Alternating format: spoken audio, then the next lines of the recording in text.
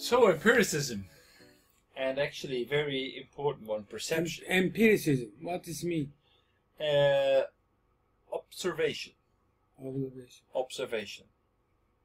Empirical studies are studies that study the world around us, the physical world around us. Mm. What John Locke said, what does it mean? John Locke says actually.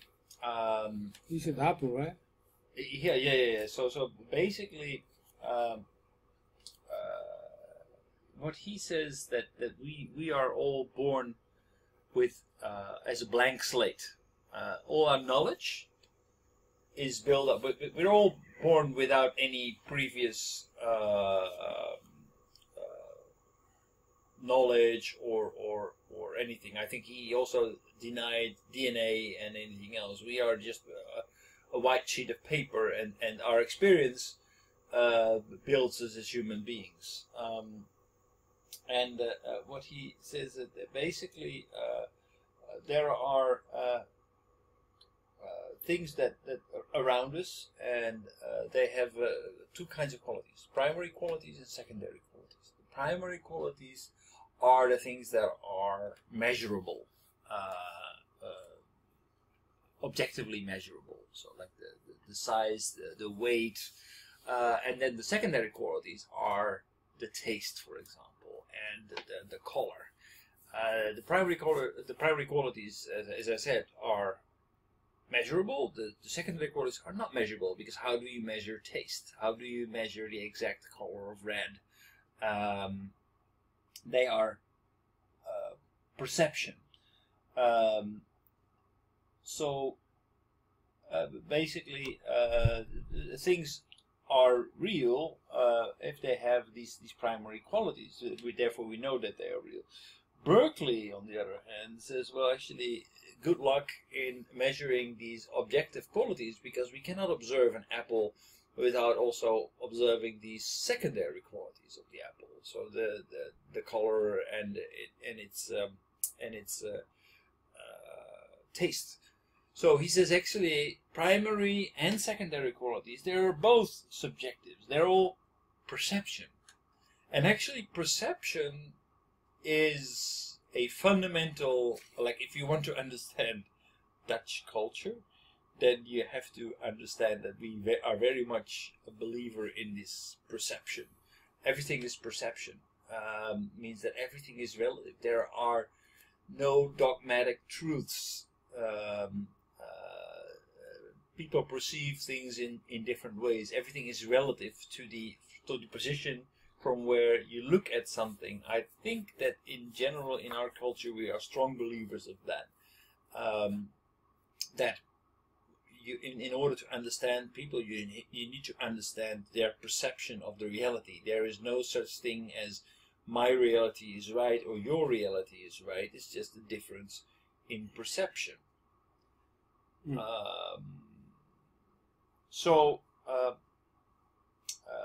Perception, and Berkeley goes very far and tries to bring it to the extreme, as we do in Western philosophy, because basically he's following through his idea that everything is perception, and therefore without perception the world would not exist. Therefore the world only exists through perception. How come that there is a constant? Because God is watching us, and therefore is perceiving everything, is the great perceiver, therefore it exists. The empirical world. So the empiricists, they different from the likes of Descartes and Plato. They are they believe in the material world. They believe that the things around us, like Locke says, okay, well, basically what Descartes is saying, like, okay, I think, therefore I am, is not a justified conclusion, because what you are observing, what you are thinking, could actually relate to immaterial matter. Therefore, we do not really know that the conclusion of I think, therefore I am is not justified, does not say that there is a reality and that you actually exist, because your thoughts could actually relate to immaterial matter. So still nothing could exist. Therefore they believe in the senses, and they say, okay, we should find the reality in the world around us. And Locke says, okay, well, we do that through the distinction between primary and secondary qualities.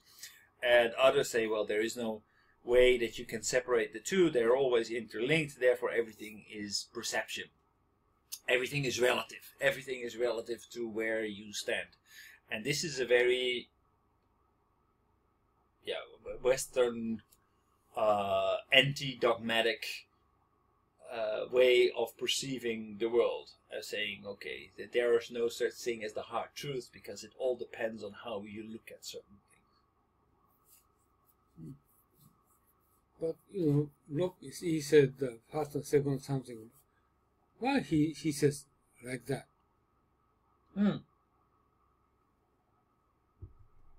Because to know that something exists, you can objectively observe that through the primary qualities.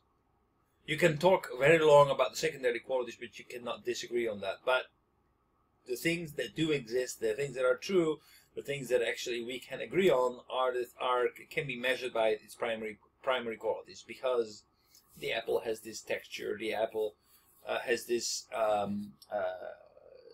this weight, this diameter, or whatever. What we can objectively measure, if we can measure it, that proves that it exists.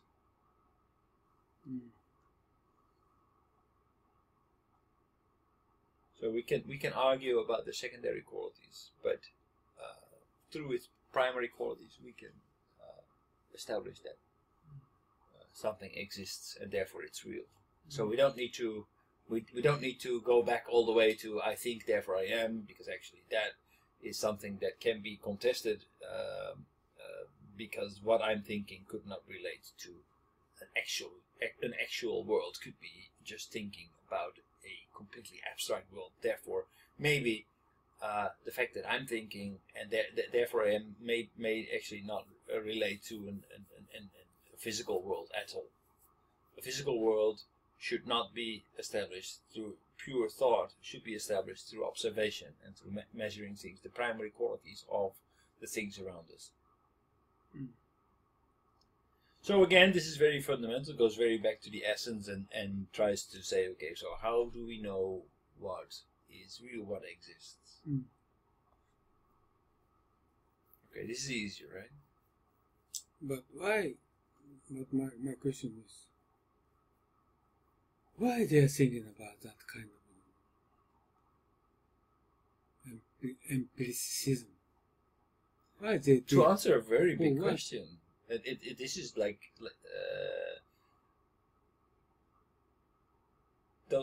philosophy is a big question, because you want to get to the essence, to the core of things, and if you want to do that, you need to know how to measure, how to judge whether something is real. It's very fundamental. It's like, okay, trying to discover what the universe is like, and finding truth about matter and gravity and just so. I think it's a mission of people to understand the world around us, and that's what these philosophers are doing. Trying to. For me, it looks like useless, right? Well, that's what a father would say to his son when he tells him that he wants to study philosophy in university. I'm not going to pay your tuition fee if you're going to study. If your son says, "I want to become a philosopher," he says, "Okay, then you pay your own tuition fee, because that's a waste of time." But philosophical, thinking is very important. But actually, it's very so. What this brings me to a okay, philosophical thinking. How important is we can get perspective, insight. Right. But what kind of impact is these guys talking about? So basically, what these guys are doing, and what we are talking about, what we see here is the fun. We are talking really fundamentals. When you're saying, for example, okay, I think, therefore I am. So why is this Descartes become such an important person? It's not so much. The practical application of Descartes is not defined by the I think, therefore I am. The I think, therefore I am is just the fundamental principle based on which he describes the way the world and what we can know about the world and what we can be certain of and things that we cannot be certain of. And he's trying to answer a very important question. For example, does God exist? Yes or no? Do I exist? Yes or no? Those are very fundamental things. But it's not like in Eastern philosophy, for example, how should I live? And what things should I do? What shouldn't I do? Those are more moral theories, and that's only 1/3 of the philosophy.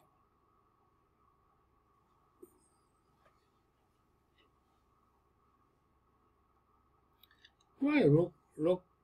What about Locke is beneficial for us, for human being? Well, Locke in itself tries to classify away and say, okay, what is real? What is reality? What exists? It's a big question. It's just as a big question as, for example, how does gravity work? Or what is the value of that? Well, it's very important that we understand the principles of gravity, because based on that we can build airplanes and whatever. So these philosophical questions also can help us to understand the world around us and thereby better build a better life. So these are the foundational principles of how we build our the perception of our world view. So it can help us to create a logical framework, a better understanding of how the world works, even how people perceive the world, or based on which kind of philosophical idea they perceive the world. So by understanding Eastern philosophy versus Western philosophy, by understanding the difference between empirical philosophy and theoretical philosophy, we can better understand how people think and how they will derive to certain conclusions. So that will help us to build bridges between people from different backgrounds, who have a different perception of the world.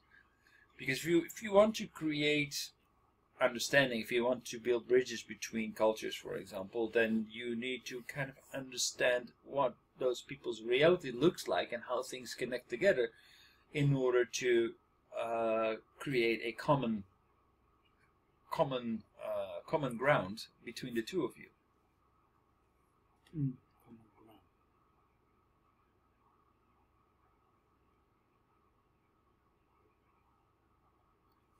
It means deeper thinking, huh, for the aspect of everything. Right. Very fundamental. Very fundamental. And these guys, they didn't stop thinking by, okay, I think therefore I am, and Feierabend, and it's holiday time.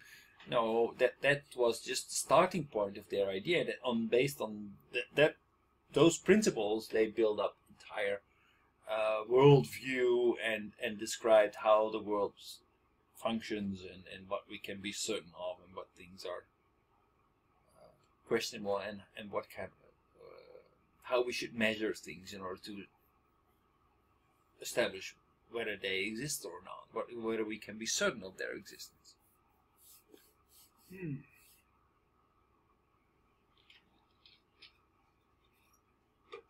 So it's like with every science, we're trying to understand the world around us.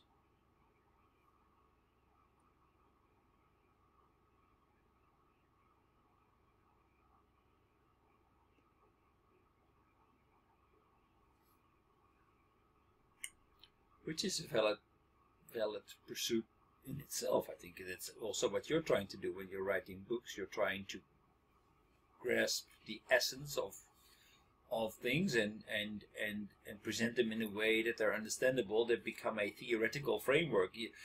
Your books will never capture every individual life of the country or the democracy that you're describing, but it will create a general idea, a general guideline to better understanding that country, for example. Philosophy is the same way. It creates an abstraction, a framework to better understand how the reality works. So studying philosophy is popular in Europe? No. Well, at least I don't know anybody who studies philosophy. But Yeah. so in my world, no. But of course, there are people who study philosophy.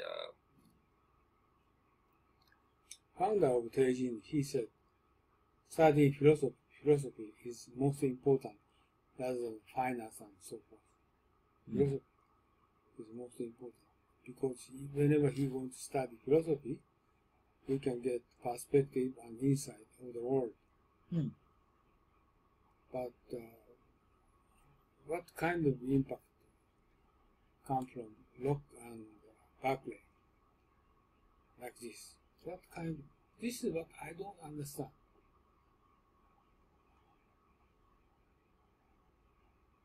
Empiricism is what kind of impact to understand global perspective? What kind? Well, basically, their school of thoughts will, and their followers will grade their worldview, the way that they believe that the world functions, based on observation, by measuring primary qualities, and when they can establish that these primary qualities exist, they agree that according to the rules laid out by Locke, that thing actually does exist or does not exist. They define the rules of the game, and then other people play the game and try to fill and create a world by observing those rules. And other people create different schools and create different rules against which we measure the reality and the way the world works. Maybe your explanation for Locke, he pick up apple, but he pick up many kind of the other things. Right, sure, of course. So I think some example, maybe more vivid image I can get from apple is I have nothing from it, but maybe the other example, maybe some more kind of like political issues or economic issues. Maybe I got something from him. Okay, but this is interesting because I think now you are looking for a kind of philosophy that is more in line with Confucian philosophy. Right. But that's not Western philosophy. Western philosophy doesn't work that way. Western philosophy is not a path. Western religion is a path.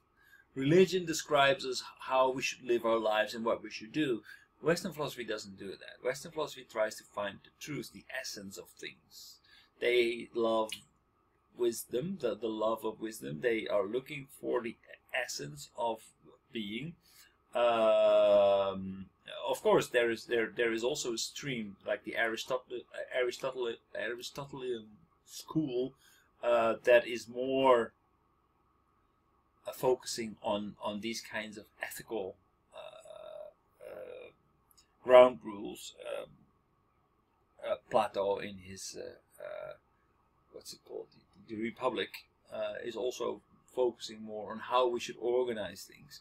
But a lot of these other philosophers and schools of thought are really trying to find the essential rules, define the essential rules against which we can measure our reality, the way that we exist, not trying to describe how we should organize the state or how we should treat our wives or how we should be, how we should live in order to come closer to the truth. Like Eckhart Tolle is more of a philosopher in your school of thought. Locke is not. Locke is a philosopher who tries to describe the rules of the game.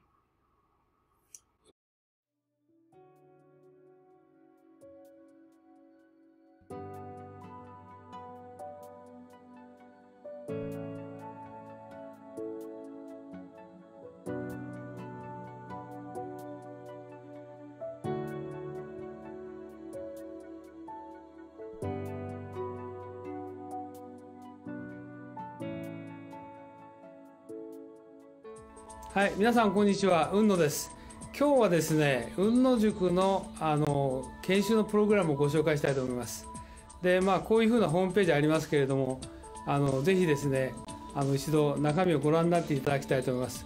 今日はブーキューブさんのスタジオに来て、この収録をしておりますので、中身はこういうふうになってて、今最近ホットなね、グローバルリーダーの定義など書いてあります。